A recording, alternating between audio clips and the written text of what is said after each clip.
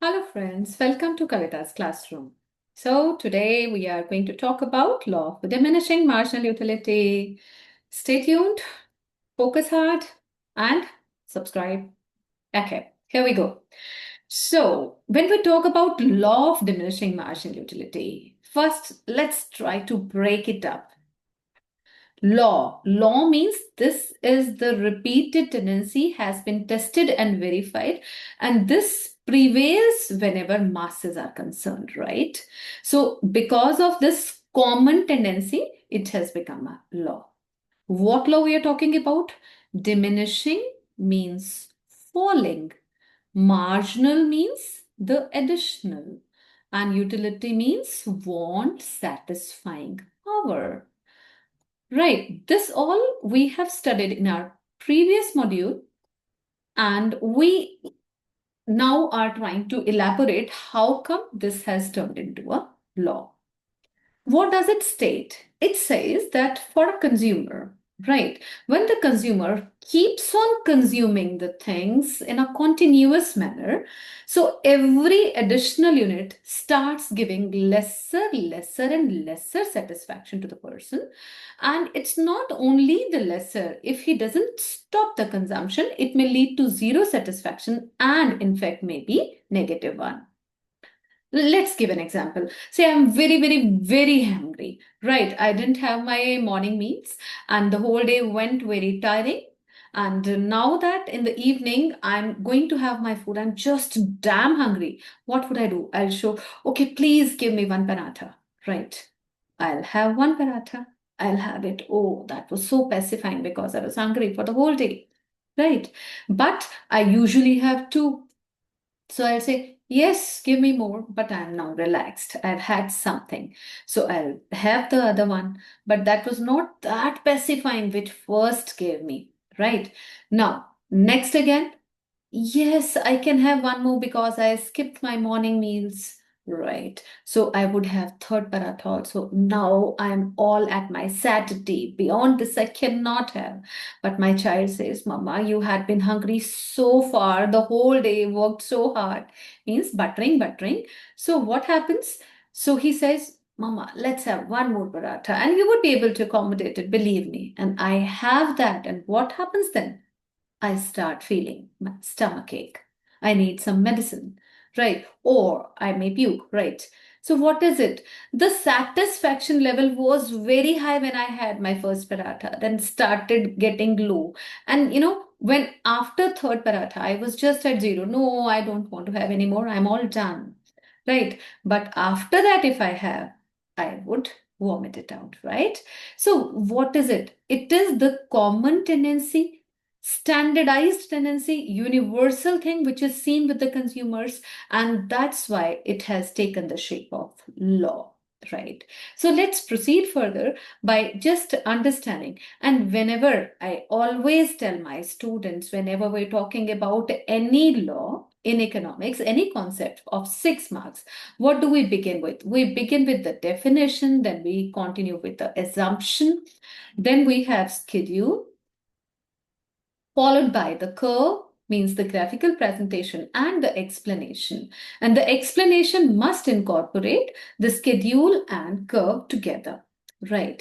So with this, if you have done all this, you would have always 6 on 6, 4 on 4, whatever is the marking, means there is no scope of getting any marks cut.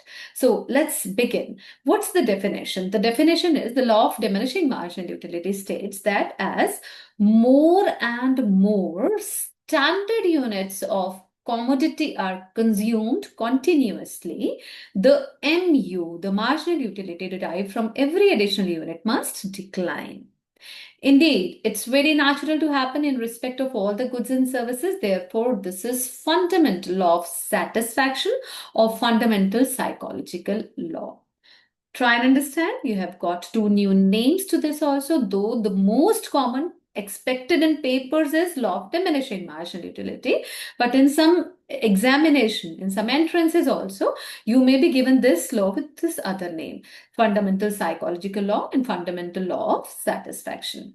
So you have to just talk about the law till this, it must decline. So this is the definition given. There are so many assumptions given by so many authors, but the most important are the units should be continuously consumed. I can give you the justification here. Like if I get to have two chapatis in my morning meals, right? So after 6 hours, I would definitely have another two chapatis, and those would be giving the same satisfaction. It would not go down because by that time I would be hungry because there's a time gap. So whenever we are studying this law, it has to be a continuous consumption. This is foremost thing. And the standard units should be there for measurement. For example, if I'm hungry, I'm talking about chapatis. I'm not talking about the pieces, right? I'm not talking about the spoons of, rice maybe. If I'm talking about a pomegranate, it's one pomegranate. It's not the particles of pomegranate, or the slices of oranges are not talked about. It's the whole orange, right? So the units should be standardized. The continuous consumption should be there. The quality should remain the same. The quality also is one of the most important assumption, because if I have two chapatis, right? So I would have, okay, two chapatis and I'm done. But if somebody says, okay, third is paratha, I may give it a try because the quality has varied. So this is also one of the precondition of law of diminishing marginal utility. And once before also I talked about rationality. If you do not know any assumption, this is the standardized assumption you can have anywhere in micro or macroeconomics, because rationality is expected to be the behavior of, if you're talking about consumer, it should be with the consumer or with the producer or with the market, people, everywhere. So rationality is one of the precondition. Right. So you can have these four basic assumptions talked about: the continuous consumption, the standardized units, the quality should remain same, and the rationality. Okay. So with this, we are done with the definition. We are done with the assumption. Schedule and curves have already been taken up in our previous slides also. These were there when we discussed. So schedule was, we simply keep on talking about the quantity. Quantity means number of units taken up by the consumer. So we are just increasing them one by one, 1, 2, 3, 4, 5, 6. So, and one point of instruction, I would say, or advice to you, always talk about the trend of marginal in whole microeconomics or macroeconomics. You must know marginal and then you can derive the total by your own. It's tough to talk about this total, but if you just understand that marginal has to decline. So take any value. They have begun with 8. You may begin with 10, and you may just start talking about fall, and that fall can be random also. Like it can be 9, it can be 5, then it can be 3, then it is 2, it is 1. It's 101% correct pattern of MU, because the only thing which you must keep in mind is MU should fall. There is no particular system or restraint to it. So there should be a falling trend. And this is what is seen here. 86420 minus 2 means it's a fall showcased here. So this is MU. So how do you define TU? How TU works? You just go together. Here, first unit means we have taken up 8, as we have got 8 units or utils of satisfaction. So the total is 8 so far. If you have 6 more units of satisfaction after taking second unit, it means 8 plus 6 make 14. So as talked previously, TU is nothing but the sum total of MU. So just keep on adding this value in the previous total. The previous total is 14. Add 4, this gives 18. Add 2, this gives 20. Add 0, it gives 20 again. And add minus 2, it gives 18. I did explain it before that whenever you're talking about marginals, though these are falling, but we do have the probability that this may get zero or may get negative. We in real lives hardly find any such negative situation because the consumers try to manage, because they are rational, that they do not intend to have that negative situation for them. But in the law, we do study all the three phases, the downwards fall, then the zero, and then the negative of mu. Right. And how do you showcase in the picture? Pictorial presentation is whether you are showcasing in these two formats or you're showcasing one in two in one, both works for you. If they have given you total utility here and marginal utility here, and you are showing both of them together in one pane, so you may write total utility and marginal utility together here. And what is it? What are you giving it with respect to? It is with respect to the units consumed. So the quantity of consumption or units consumed can be put on the x-axis. And what do we study? As the every additional unit is taken, the marginal unit derived, utility derived, keeps on falling. Eventually it becomes zero and hence becomes negative. Now, first plot mu. Now take this point as the reference point.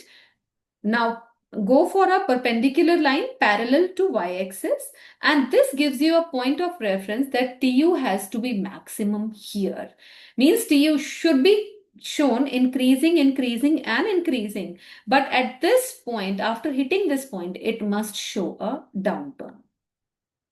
In my previous class, I told you that here TU is increasing diminishingly. Increasing means we are adding the value of mu, but mu here after this value is negative. So it is increasing because we are showing the addition, but the added value is negative. So we are saying it's increasing diminishingly. Hence the net effect is a downfall. And this is showcased very well in the table as well. So whenever we are talking about this, we have talked about definition, assumption, schedule, curve, and exactly the same way you can just state as it is given in the above schedule and curve, right? That every additional unit is giving less and less of satisfaction. Here, the person gets to have 0 mu when he takes 5 units, right? You do mention one point of reference. It's always good. And then afterwards, it starts becoming negative. And at this point, the total utility is maximum, and that is 20 units. And afterwards, it starts falling. So when you just incorporate the things given in the picture and the schedule, it means you are explaining it well with respect to the given things. Okay. So with this, we are done with this law of diminishing marginal utility, taking care of all the 5 components: definition, assumption, schedule, curve, and explanation.